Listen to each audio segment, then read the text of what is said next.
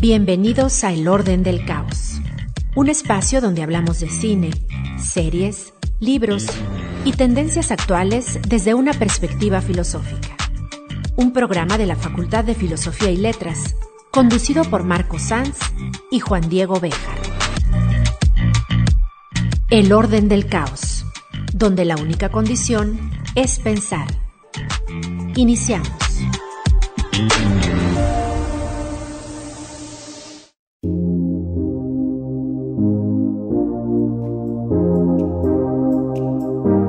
Buenos días, bienvenidos a un nuevo programa de El Orden del Caos. En esta ocasión vamos a continuar con el tema que ya planteábamos desde el episodio anterior sobre las sustancias prohibidas, legalmente prohibidas, psicodélicas especialmente, estas sustancias psicodélicas, y nos estamos enfocando en los estudios que se han hecho de un tiempo a la fecha sobre específicamente sobre el DMT, la dimetiltriptamina, y su consumo a través, por ejemplo, del ayahuasca. Quiero empezar en esta ocasión el nuevo episodio citando a Rick Strassman, que es quizá el más grande experto sobre el ayahuasca y sobre la DMT y sus efectos visionarios en el cuerpo humano. Este señor publicó, después de una larga carrera de estudios al respecto de la DMT, publicó un libro que se hizo bastante popular, que se llama DMT, la molécula del espíritu. En este texto, pues él nos narra las teorías, digamos, menos científicas que él ha formulado a partir de sus hallazgos científicos, de sus hallazgos neurológicos y demás, de los efectos de esta sustancia, de la DMT. Que repito, es una sustancia que se encuentra naturalmente en el organismo humano y que está asociada con las experiencias visionarias, como las experiencias oníricas en el sueño, las experiencias del nacimiento, la muerte, las experiencias cercanas a la muerte, la psicosis, las experiencias místicas e incluso, según Strassman, estaría también vinculada con las experiencias de abducciones extraterrestres o de raptos extraterrestres que son frecuentemente reportadas por muchas personas, ¿no? Según esto, este tipo de experiencias visionarias o místicas y demás se producirían debido a una producción exacerbada de esta sustancia en el cerebro. Sin embargo, se han hecho estudios sobre esta sustancia para verificar que sus efectos secundarios son prácticamente nulos o leves, y además sirve o serviría para el tratamiento de algunas enfermedades mentales tales como la psicosis, la depresión, y esos efectos permiten poner en tela de juicio las políticas prohibicionistas que en este caso tienen efectivamente prohibida a la DMT y a su consumo, ¿no? Sin embargo, antes de que los entusiastas del consumo de las sustancias psicodélicas se sientan aludidos y se sientan, digamos, respaldados por lo que estamos aquí diciendo y por lo que Strassman estudió durante muchos años, quiero citar al propio Strassman y cómo él literalmente dice que una de las conclusiones más claras a las que llegó después de tantos años de estudio es que la DMT, la dimetiltriptamina, y esto lo cito directamente del libro de La molécula del espíritu, la DMT no tiene ningún efecto beneficioso por sí misma, sino que el contexto, lo señala Strassman, en que la gente la toma es por lo menos tan importante como la propia sustancia, como la propia droga. Este contexto es del que queremos hablar. ¿Cuál es este contexto? En este caso, Strassman quizás se refiere exclusivamente al contexto específico en el que es consumida la droga. Sin embargo, debemos señalar, y como lo hacíamos desde el programa anterior, el contexto no es solo físico y específico de una situación controlada en la que la administra un médico y demás, sino que el contexto va más allá de esa situación, va más allá a las instituciones políticas que han articulado las instituciones prohibicionistas en contra de estas sustancias, la economía que se ha construido alrededor de las sustancias psicodélicas y todas estas cuestiones que hoy afectan de manera clara a nuestras ciudades, a nuestros países, a nuestros gobiernos y a la vida pública que tenemos en los países afectados debido al contexto en el que las sustancias prohibidas son comercializadas y consumidas. Y en este caso, por eso queremos enfocarnos en esto que señala Strassman, de que el contexto de las drogas es quizá más importante o tan importante como las propias sustancias. Por lo tanto, no podemos simplemente asumir y aplaudirle a esta sustancia y a su consumo, porque no es así. Los alcances de los estudios que se han hecho hasta ahora no nos garantizan ni validan el consumo de la DMT por sí misma. Eso no existe en ningún caso con ninguna sustancia y la DMT no es la excepción.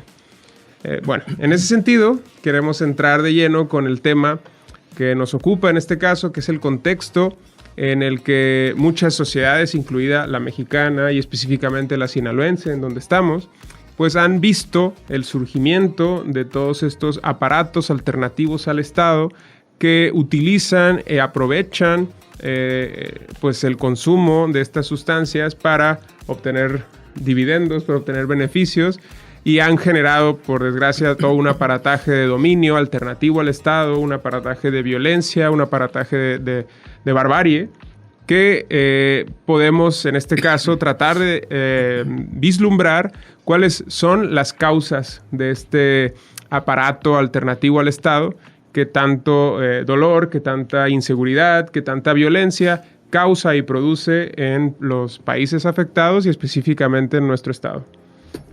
Bueno, mira, pues estamos en la época de los estados neoliberales, ¿no?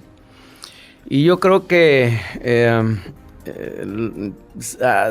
después de y siempre ha sido así, pero después de la Ilustración, los estados tienen que legitimarse, ¿sí? Su nacimiento fue en un principio así muy problemático, inseguro, indefinido a veces. Y bueno, pues, ¿cómo legitimar a un Estado? Porque no nada más se necesitan un sistema democrático, un sistema, incluso una geografía, se necesita mucho más. Y al Estado no le basta, ¿no?, con las instituciones regulatorias, las instituciones legales, las instituciones formales. El Estado se tiene que legitimar a través de los constructos opositores, ¿no? Uh-huh. Con los constructos de la negatividad, ¿sí? Y todos estos estados de exclusión, o más bien fronteras de exclusión que ya hemos hablado, les son necesarias. Y basta leer, por ejemplo, a Agamben, al mismo Foucault, cómo te muestran, ¿no? Es más, la definición clásica del Estado que Max Weber apuntó y que se quedó como clásica, aunque ya está muy cuestionado, de que el Estado es el que detenta el legítimo control de la violencia, ¿no?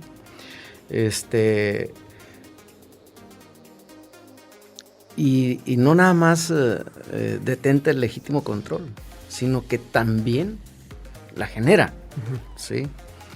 La genera a través de estas fronteras de exclusión para legitimarse. ¿Cómo se legitima?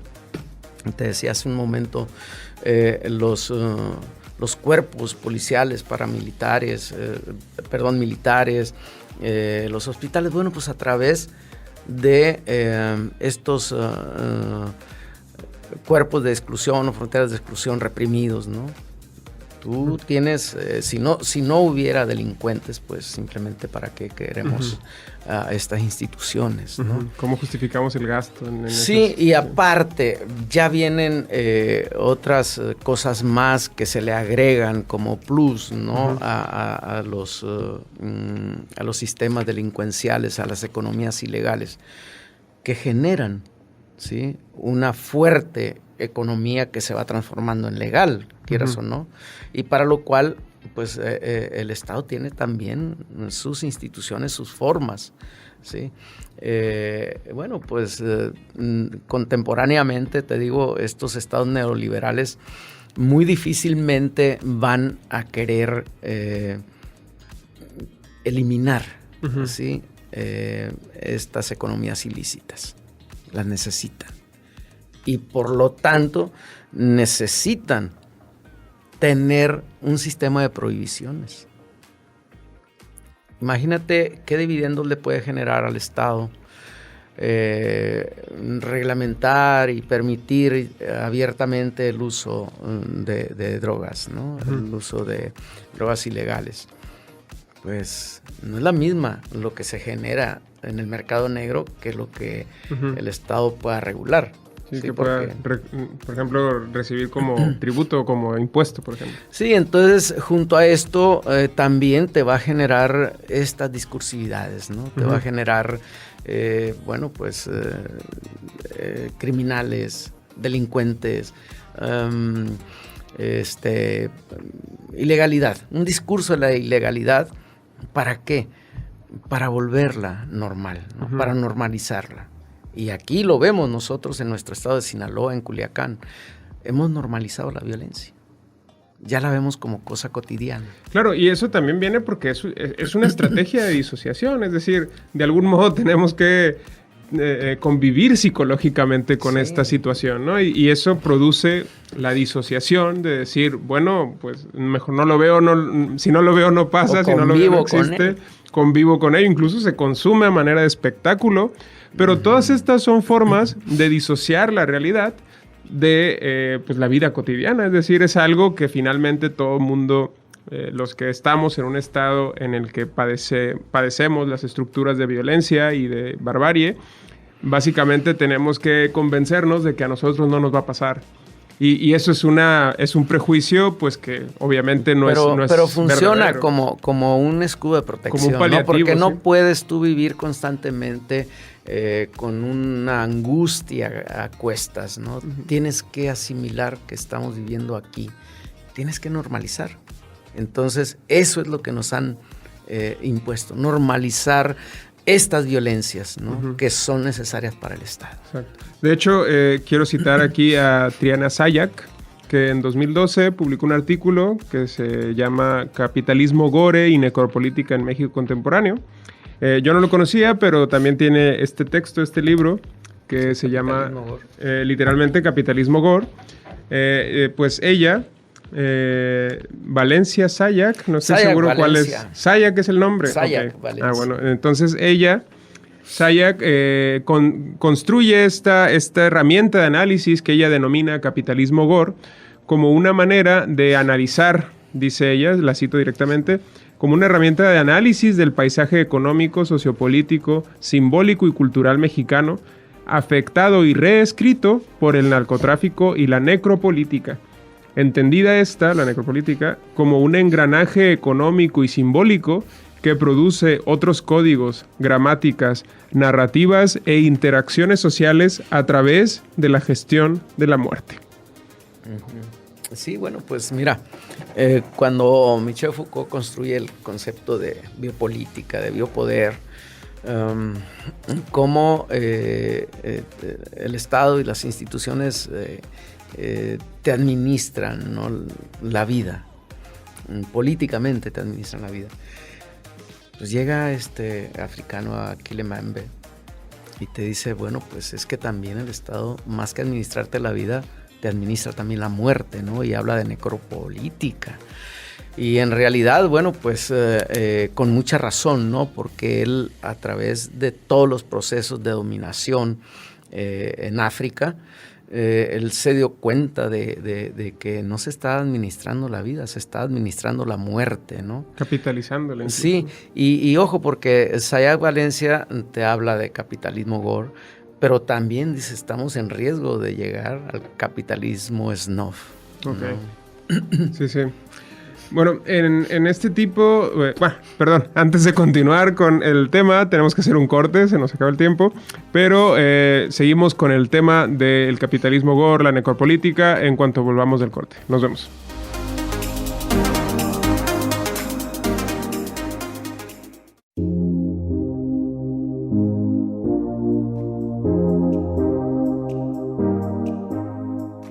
Volvemos del corte.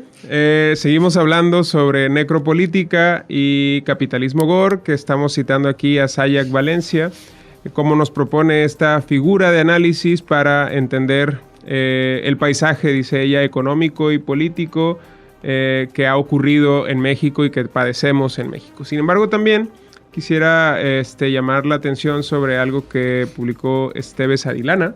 En 2015 ella publicó un artículo en la revista El Cotidiano, que es de la UAM, esta revista, en donde el título de este artículo se llama La crisis de derechos humanos y el dispositivo de administración del sufrimiento, necropolítica pública de víctimas, defensores y periodistas en México.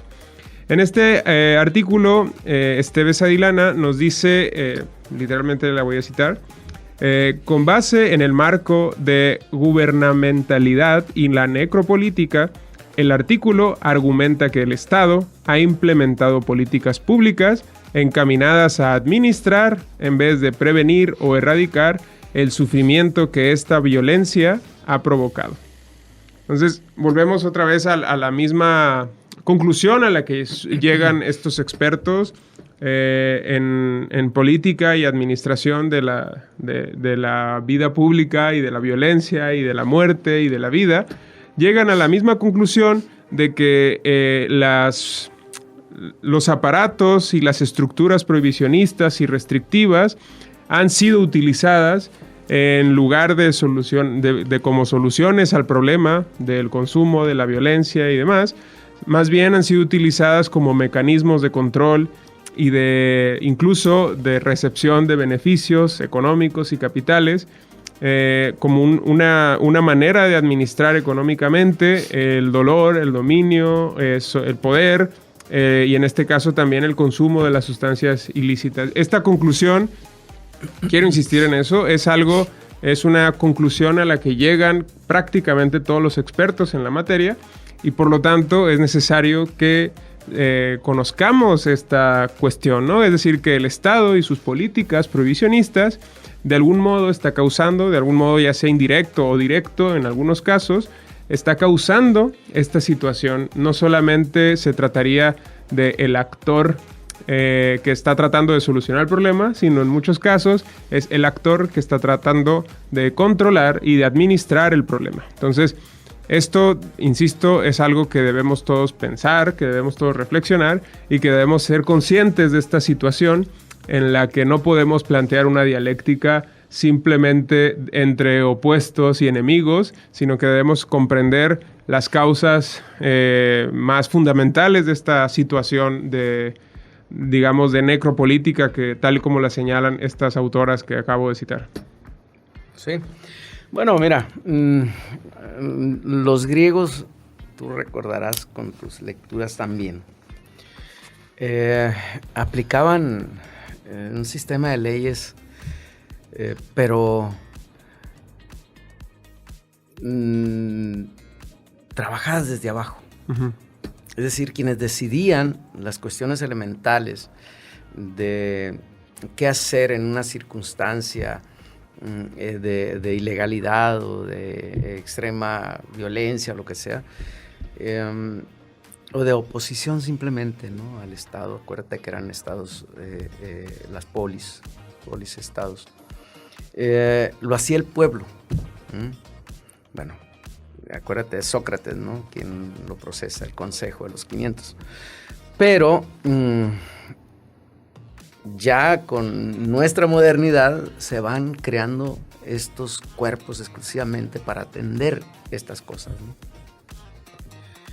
Y tan sofisticadas ahora que pues ya a veces no necesitamos ni los cuerpos policiales para estar sometidos, ¿sí? Pues ahí tenemos, por ejemplo, el SAT, es una institución de vigilancia y de control extrema, y así te controlan por todos lados, ¿no? Entonces, como que vamos hacia una sociedad extremadamente divergente, donde hay sectores ya que no puedes decir tú, estos son excluidos. ¿sí? Estos no. Yo creo que nos estamos llegando a una sociedad, diría, bátimo transparente o líquida como Bauman, ¿no? Donde todo pues está ya completamente disolviéndose, ¿no? Y en eso, cuidado, porque si bien en el siglo XVIII y XIX las fronteras de exclusión eran muy delimitadas, ahora son muy difusas, ¿no? Entonces, ya los aparatos represores del siglo XVIII, XIX y XX para acá, como que son insuficientes, ¿no? Entonces, y han perdido credibilidad incluso, ¿no? Sí, y ahora pues te están bombardeando con una serie de publicidades para que consumas esto y lo otro, y es ahí donde se consolidan estas prácticas de consumo, pero también de consumo de drogas ilegales, ¿no? Y bueno, pues ya ¿qué le queda al Estado? Pues ya no puedes con las instituciones que creaste para controlar eso, pues usa la violencia. ¿Sí? Sí, y aquí tenemos que aclararlo cuando hablamos de Estado, cuando hablamos de gobierno, cuando hablamos de sus aparatos, no nos estamos refiriendo en particular a, en este caso, por ejemplo, a los gobiernos específicos de los municipios, de los estados, de las naciones. Nos estamos refiriendo a un aparato que va más allá de las naciones. Un sistema, ¿no? A un régimen internacional que se ha establecido desde el siglo pasado, específicamente un régimen prohibicionista en contra de las sustancias, que insistimos, los expertos llegan a la conclusión que este régimen estatal, estas políticas prohibicionistas y restrictivas, no solo no han resuelto el problema, sino que lo han administrado y se han beneficiado de él, y han tratado de convivir benéficamente con el problema. En ese sentido, hoy por hoy, la mayoría de las personas no confían en que el objetivo de estos regímenes sea la desaparición de este fenómeno, sino su dominio, su control. Y el beneficio a partir de ellos. Entonces, eso implica que el régimen, por ejemplo, en este caso antinarcótico mundial, pues conformado a partir de los 60s, esto lo dice en este caso Tocatlian y Briscoe en un artículo que publicaron en 2010. Básicamente ellos aquí definen este régimen internacional antinarcóticos como, y lo cito directamente, el régimen antinarcóticos, lo cito, mundial de larga data, por su actual forma, ha ido evolucionando desde los 60s y se basa en la dinámica convencional de la seguridad nacional. Un régimen dirigido principalmente a nivel nacional que es intrínsecamente represivo, centrado en el control de suministro de estupefacientes y narcotráfico, impuesto a través de presiones y amenazas y complementado con concesiones menores. La legitimidad, la credibilidad y la simetría de este régimen pues ha perdido total valor o nitidez o claridad con el paso de los años.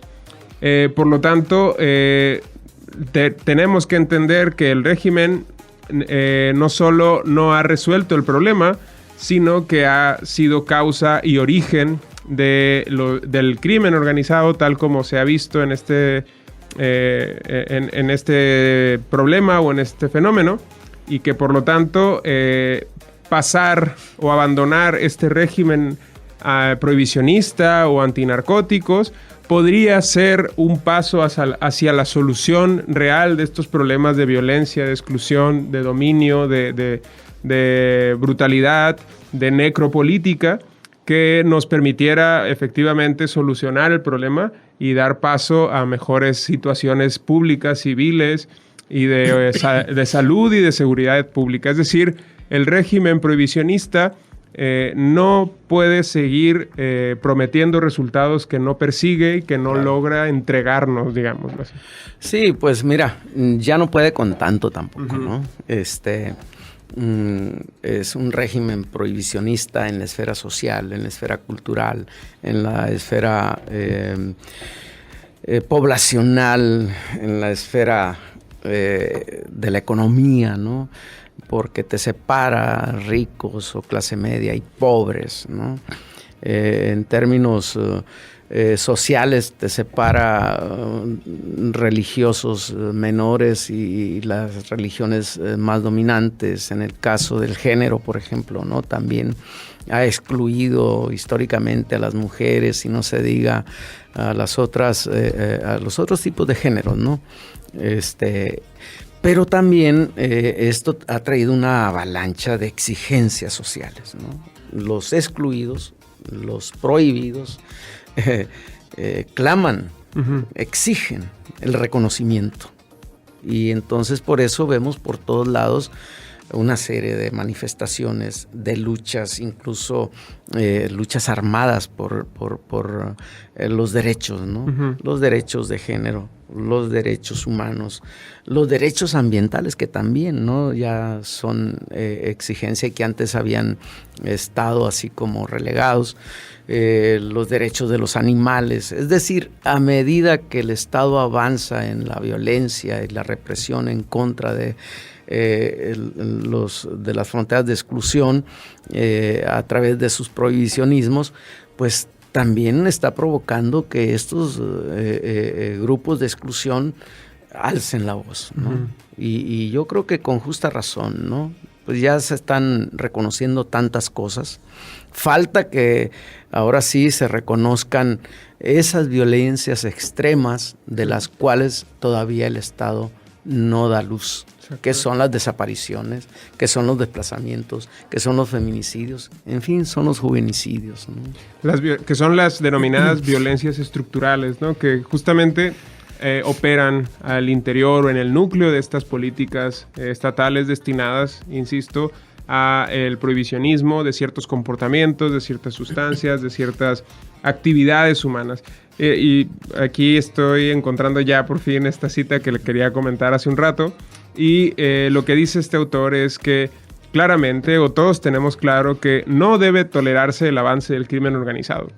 Pero la solución de este problema, es importante reconocer que el régimen prohibicionista es el que está en su origen, es el que está a la base del fenómeno del crimen organizado. Es decir, esta dialéctica que tanto hemos hablado en estos programas sobre esta relación entre la ilustración y la anti-ilustración, entre la cultura y la barbarie, esta dialéctica no puede seguirse tolerando en el caso del crimen organizado. No puede seguir funcionando el crimen organizado como una legitimación de los aparatos estatales para seguridad pública, para salud pública, porque eso produce dolor, violencia. Más violencia, ¿no? Y bueno, pues también lo hemos visto aquí en nuestro México querido, ¿no?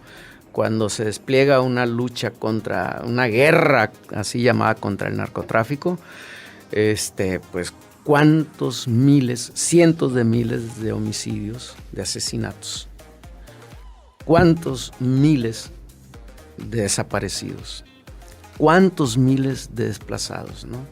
Pero también los extremos se tocan, ¿no?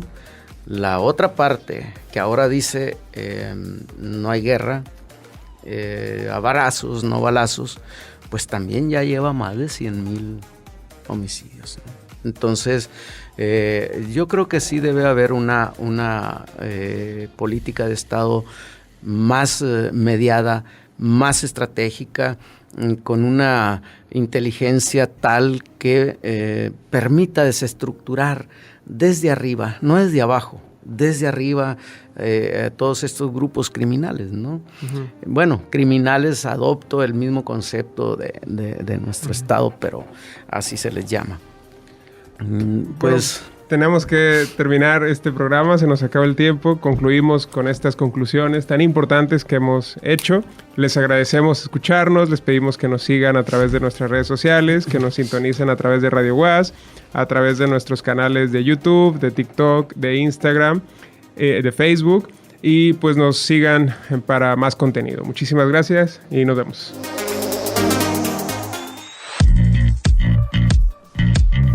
Esto fue El Orden del Caos, un espacio donde hablamos de cine, series, libros y tendencias actuales desde una perspectiva filosófica.